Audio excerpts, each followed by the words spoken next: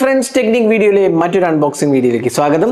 അപ്പോൾ നമുക്കറിയാം, ഇപ്പോൾ ഫോണിൻ്റെയൊക്കെ വില ഭയങ്കരമായിട്ട് കൂടിയിട്ടുണ്ട്, ഒരുപാടധികം കൂടിയിട്ടുണ്ട്. ഇപ്പോൾ നമ്മൾ അടുത്ത കാലത്ത് കണ്ട ഫോണിലൊക്കെ വീണ്ടും HD+ റെസൊല്യൂഷൻ ഡിസ്പ്ലേ വരാൻ തുടങ്ങി. അതേപോലെ അത് 20,000 രൂപയും 30,000 രൂപയ്ക്കൊക്കെ റേഞ്ചിൽ പോകാൻ തുടങ്ങി. അപ്പം ഇപ്പോൾ ഒരു 5G ഫോൺ ഒരു ബഡ്ജറ്റ് സെഗ്മെൻറ്റിൽ വാങ്ങണമെന്നുണ്ടെങ്കിൽ നല്ലൊരു വില കൊടുക്കണം. മിനിമം ഒരു അത്യാവശ്യം ഡീസൻറ്റ് സ്പെക്സ് ഒക്കെ ആയിട്ട് വരുന്ന ഒരു ഫോൺ വേണമെങ്കിൽ ഒരു 15-20 മുടക്കണം. അപ്പോൾ ആ ഒരു ടൈമിലാണ് ലാഭ അവരുടെ ഏറ്റവും പുതിയ ബഡ്ജറ്റ് ഡിവൈസ്, അതായത് 5G ഡിവൈസാണ്, എന്നാൽ വില അത്ര ഒന്നും കൊടുക്കണ്ട, വെറും 11,999 രൂപയ്ക്കാണ് ഈ ഒരു പുതിയ ഫോൺ ഇറക്കിയിരിക്കുന്നത്, ലാവ ബോൾഡ് N2. അപ്പോൾ ഇതിൽ അത്യാവശ്യം കുഴപ്പമില്ലാത്ത ഒരു ഹാർഡ്വെയർ ആണ്.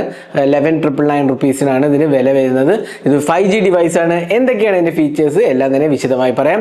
അപ്പോൾ ഓവറോൾ ഈ ഡിവൈസ് ഞാൻ ടെസ്റ്റ് ചെയ്തിട്ട് എനിക്ക് കുഴപ്പമില്ല എന്ന് തോന്നി, അതുകൊണ്ടാണ് നമ്മൾ ഈ ഒരു ഡീറ്റെയിൽ അൺബോക്സിങ് ചെയ്യുന്നത്.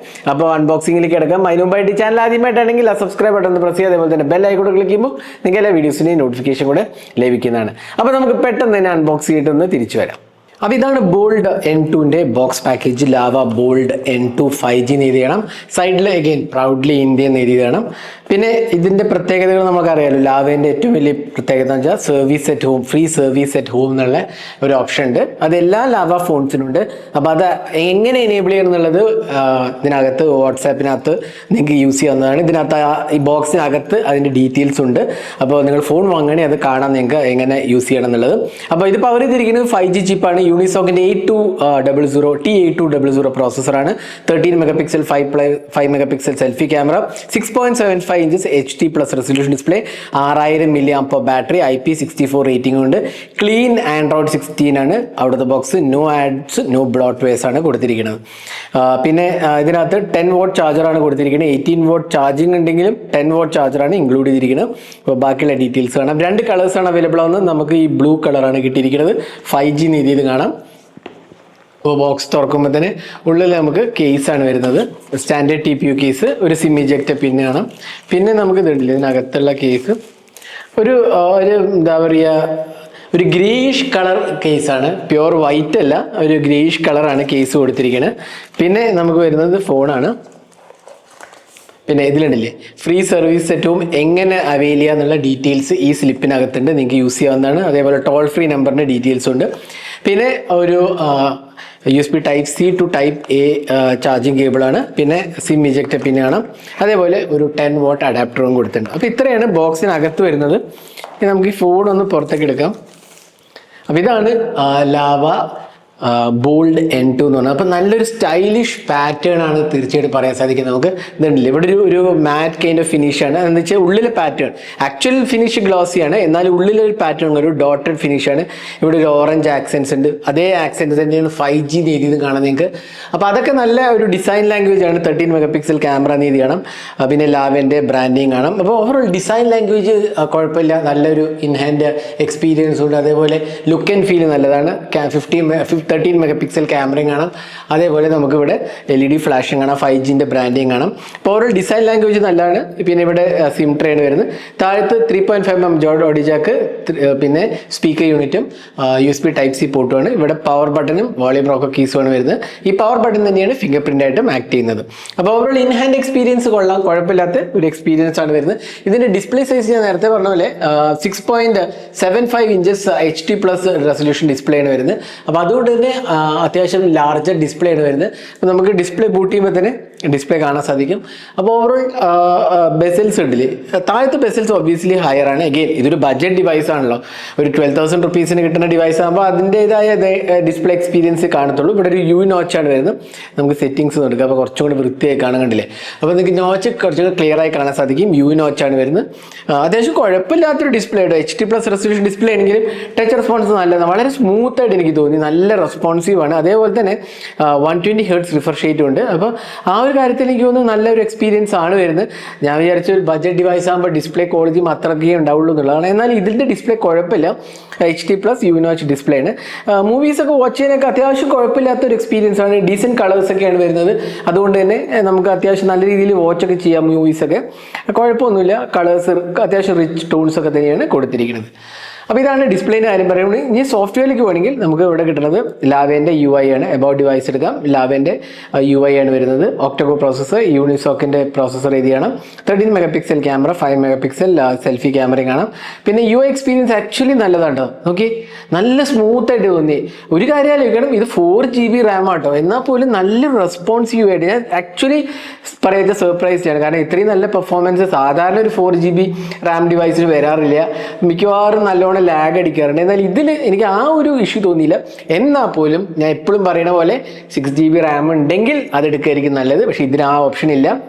അപ്പോൾ നമ്മൾ UIക്ക് വരികയാണെങ്കിൽ നല്ലൊരു ക്ലീൻ UI ആട്ടോ, കുഴപ്പങ്ങളൊന്നും ഇല്ലാത്ത UI ആണ്. നല്ല ഓപ്ഷൻസ് ഉണ്ട്, കണ്ടില്ലേ, നമുക്ക് നല്ല റെസ്പോൺസീവ്നെസ് ഉണ്ട് UIക്ക്. പിന്നെ നമുക്ക് അത്യാവശ്യം ഓപ്ഷൻസ് എല്ലാം തന്നെ കാണാൻ സാധിക്കും. പിന്നെ ക്വിക്ക് ടോഗിൾസ് ആണെങ്കിലും അത്യാവശ്യം എല്ലാ ഓപ്ഷൻസും നമുക്ക് കാണാൻ സാധിക്കും.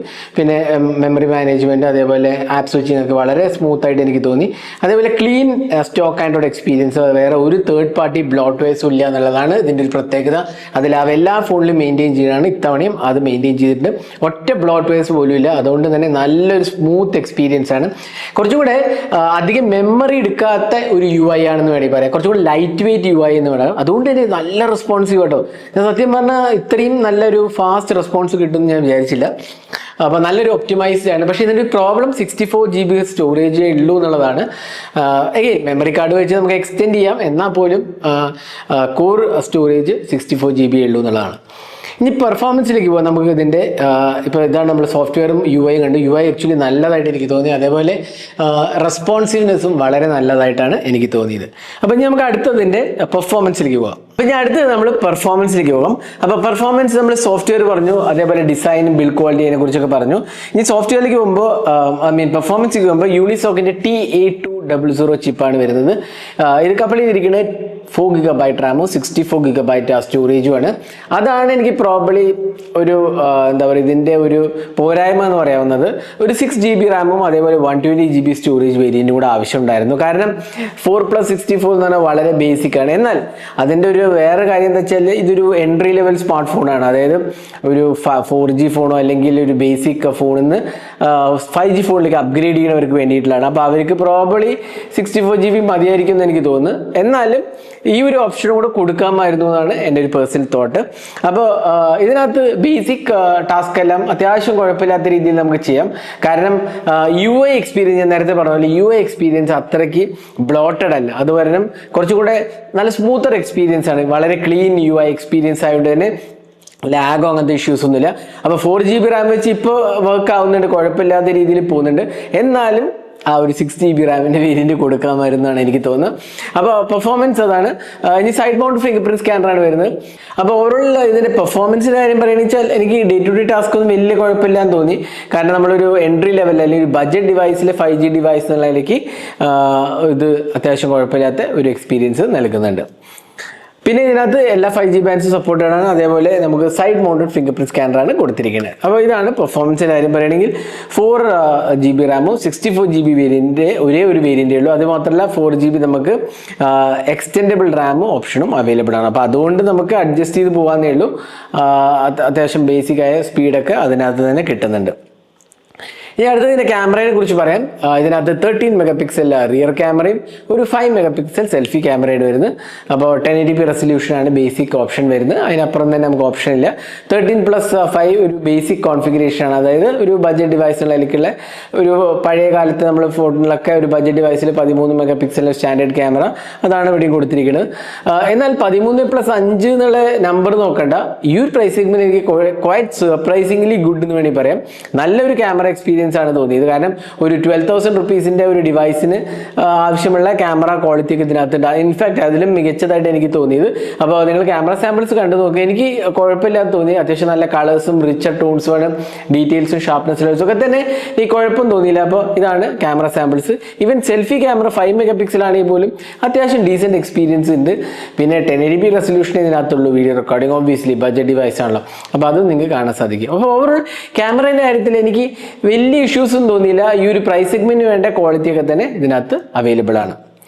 ഇനി അടുത്തത് ബാറ്ററിയിലേക്ക് പോകാം. ബാറ്ററി ഇതിൻ്റെ ഒരു സോളിഡ് ആസ്പെക്റ്റ് ആണ്. കാരണം 6000 mAh ബാറ്ററി ഉണ്ട്, അതേപോലെ തന്നെ 18 watt ചാർജറും കൊടുത്തിട്ടുണ്ട്.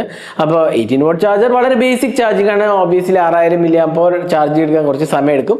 എന്നാലും അത്യാവശ്യം കുഴപ്പമില്ലാത്ത ഒരു ബാറ്ററി ലൈഫാണ് ഇത് കിട്ടുന്നത്. ഒരു 1.5 ദിവസമൊക്കെ ഈസിലി കിട്ടുന്നതാണ്. കാരണം HD+ റെസൊല്യൂഷൻ ഡിസ്പ്ലേയും അതേപോലെ തന്നെ ഒരു ബേസിക് ചിപ്പൊക്കെ ആയതുകൊണ്ട് തന്നെ അത്യാവശ്യം നല്ല ബാറ്ററി ലൈഫ് നമുക്ക് എക്സ്പെക്ട് ചെയ്യാം. 6000 mAh ഉണ്ട്. അതിനൊപ്പം തന്നെ 18 watt ചാർജിങ്ങും ഇതിനകത്ത് കൊടുത്തിട്ടുണ്ട്. അപ്പോൾ ഇതായിരുന്നു ലാവ ബോൾഡ് N2ൻ്റെ വളരെ ക്വിക്കായ ഒരു അൺബോക്സിങ്ങും ഫസ്റ്റ് ഇംപ്രഷനും. അപ്പോൾ എനിക്ക് തോന്നുന്നു ഒരു ബഡ്ജറ്റ് എൻട്രി ലെവലിൽ ഒരു 5G ഫോൺ നോക്കുന്നുണ്ടെങ്കിൽ നല്ല ഒരു ഓപ്ഷനായിട്ട് എനിക്ക് തോന്നി. കാരണം നല്ലൊരു ഡിസൈൻ ലാംഗ്വേജ് ആണ്. 6000 mAh ബാറ്ററിൻ്റെ ഡീസൻറ്റ് ക്യാമറ എക്സ്പീരിയൻസ് ആണ്, കുഴപ്പമൊന്നുമില്ല. വളരെ ക്ലീൻ സ്റ്റോക്ക് ആൻഡ്രോയിഡ് എക്സ്പീരിയൻസ് ആണ്. പിന്നെ ഇതിൻ്റെ ഏറ്റവും important aspect service at home എന്നുള്ള ലാവേൻ്റെ പ്രോമിസ് ഉണ്ട്. അത് ഡെഫിനറ്റ്ലി ഒരു നല്ല ആസ്പെക്റ്റ് ആട്ടോ. കാരണം ലാവ അവരെ പഴയ ഫോൺസിൽ, മുമ്പത്തെ ഫോൺസിലൊക്കെ തന്നെ ഈ ഒരു പ്രോമിസ് ചെയ്തിട്ടുണ്ടായിരുന്നു. അപ്പോൾ അത് വെച്ച് നോക്കുകയാണെങ്കിൽ ഇതും നല്ലതാണ്.